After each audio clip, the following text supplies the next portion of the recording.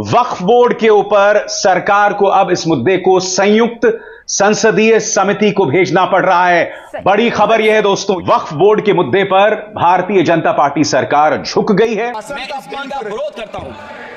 कोई अध्यक्ष के अधिकार अखिलेश जी सिर्फ विपक्ष के नहीं है, पूरे सदन के हैं। इस तरह की गोलमोल बात आप नहीं कर सकते हो। आम आदमी पार्टी ने तो सीधे कह दिया है कि वक्फ बोर्ड की जमीन को तो अडानी को सौंपने की तैयारी है। सुनिए संजय सिंह क्या कह रहे हैं। ये वक्फ बिल नहीं है, ये अडानी बिल है। सारी जमीन वक्फ की अडानी को देने की तैयारी है मोदी सरकार के द्वारा। वक्फ बिल पर जो भारी बवाल मचा है उसे एक्सप्लेन करने के लिए आ गए हैं देश के धाकड़ और सच्चे पत्रकार अभिसार शर्मा जी। वो हमें बताएंगे कि कैसे देश की जितनी भी बड़ी पार्टीज हैं वो वक्फ के संशोधन को लेकर के क्या सोच रखती हैं और क्या फ्यूचर में आने वाला डिसीजन देश की जनता के, मुसलमानों के हक में होने वाला है क्या।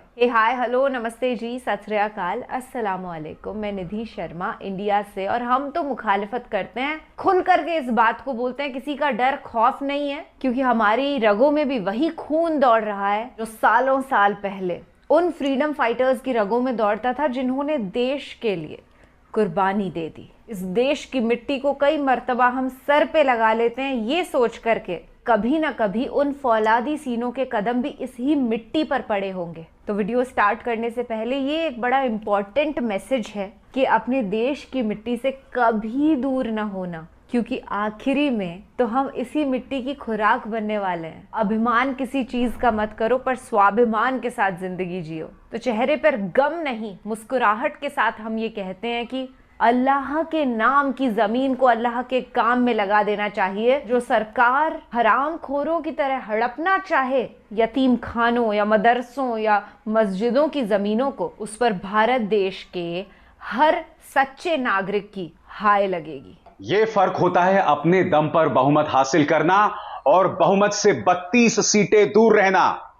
वक्फ बोर्ड के ऊपर सरकार को अब इस मुद्दे को संयुक्त संसदीय समिति को भेजना पड़ रहा है। बड़ी खबर यह है दोस्तों, याद कीजिएगा, इससे पहले यानी कि 2024 से पहले जो सरकार थी उस दौरान विपक्ष न जाने कितने मुद्दों पर संयुक्त संसदीय समिति को भेजने की मांग करता था, मगर भारतीय जनता पार्टी की सरकार इसे सिरे से खारिज कर देती थी। मगर आज वक्फ बोर्ड पर जो चर्चा हो रही है उस पर आखिरकार यह मामला अब ज्वाइंट पार्लियामेंट्री कमेटी यानी संयुक्त संसदीय समिति को भेजा जाएगा। मगर आज लोकसभा और राज्यसभा से दो बड़ी खबरें आ रही हैं।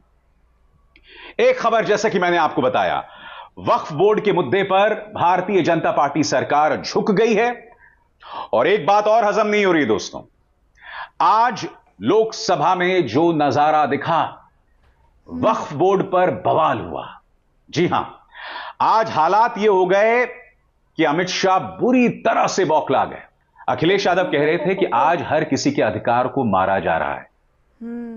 इसमें आपका यानी लोकसभा अध्यक्ष ओम बिरला का भी अधिकार मारा जा रहा है, हम उसके लिए भी खड़े हैं। अब देखिए अमित शाह किस तरह से बौखला जाते हैं, देखिए। अध्यक्ष महोदय, मैंने आपसे कहा था कि आप लोकतंत्र के न्यायाधीश हैं, और मैंने अध्यक्ष महोदय सुना है इस लॉबी में कि कुछ अधिकार आपके भी छीने जा रहे हैं। उसके लिए हम लोगों को लड़ना पड़ेगा आपके लिए। अध्यक्ष महोदय, मैं इस बिल का विरोध करता हूं। कोई अध्यक्ष के अधिकार अखिलेश जी सिर्फ विपक्ष के नहीं है, पूरे सदन के हैं। इस तरह की गोलमोल बात आप नहीं कर सकते हो। आप नहीं हो अध्यक्ष के अधिकार के संरक्षक। मेरा सवाल गृह मंत्री से है और मेरे दो सवाल हैं। पहला सवाल, आप इतना हमेशा गुस्से में क्यों रहते हैं? ये सवाल किया जाएगा ना, देश के गृह मंत्री हमेशा इतना नाराज क्यों रहते हैं? नंबर एक। नंबर दो, अगर आपको यह कहना पड़ रहा है कि सिर्फ अखिलेश यादव उसका संरक्षण नहीं कर रहे हैं, लोकसभा के अध्यक्ष का, तो यह अपने आप में बतलाता है कि कहीं ना कहीं लोकसभा के अध्यक्ष के अधिकारियों में कुछ ना कुछ तो गड़बड़ हुई है। कटौती ना सही, मगर आपका यह कहना कि सिर्फ अखिलेश ही उनके अधिकारों का संरक्षण नहीं कर रहे हैं, यानी कि कुछ तो गड़बड़ हुई है। यह सवाल तो पूछा जाएगा ना कि आखिर लोकसभा अध्यक्ष ओम बिरला पर यह क्यों आरोप लगाया जाता है कि वो विपक्ष के खिलाफ पक्षपात करते हैं? ये सवाल किया जाएगा, बार बार किया जाएगा, लगातार किया जाएगा। बहरहाल, जैसे मैंने आपको बताया, वक्फ बोर्ड वाले मुद्दे को अब इन्हें जेपीसी को भेजना पड़ रहा है। यह अपने आप में बहुत बड़ी खबर है दोस्तों। याद कीजिएगा, मोदी 2.0 में भाजपा सरकार किसी भी मुद्दे को, किसी भी बिल को जेपीसी में नहीं भेजती थी। आज भेजना पड़ रहा है क्योंकि विपक्ष के तेवर सख्त हैं। जी हां, विपक्ष उन्हें घेर रहा है और होना भी चाहिए। अगर किसी मुद्दे पर बवाल हो तो उसे जेपीसी में भेजा जाना चाहिए, उस पर चर्चा होनी चाहिए। आम आदमी पार्टी ने तो सीधे कह दिया है कि वक्फ बोर्ड की जमीन को तो अडानी को सौंपने की तैयारी है। सुनिए संजय सिंह क्या कह रहे हैं। ये वक्फ बिल नहीं है, ये अडानी बिल है। भाई, सारी जमीन वक्फ की अडानी को देने की तैयारी है मोदी सरकार के द्वारा, अपने दोस्तों को देने की तैयारी है। अभी आपने देखा 13,000 एकड़ जमीन, सेना की जमीन, अपने दोस्त अडानी को मोदी जी ने अयोध्या में दे दिया, रामदेव को दे दिया, श्री श्री रविशंकर को दे दिया। जब अयोध्या जैसी पवित्र नगरी में सेना की जमीन नहीं बख्श रहे मोदी जी, तो ये वक्फ बिल मत कहिए, ये अडानी बिल है। ये अडानी और अपने दोस्तों को जमीन देने के लिए मोदी जी ये बिल ले। बहरहाल, इस बिल पर इतना बवाल हुआ कि संसद में ओवैसी ने इसे मुसलमान का दुश्मन बताया। रिजिजू ने यह तक कहा कि यह हक देने वाला बिल है, हमें शाबाशी देनी चाहिए।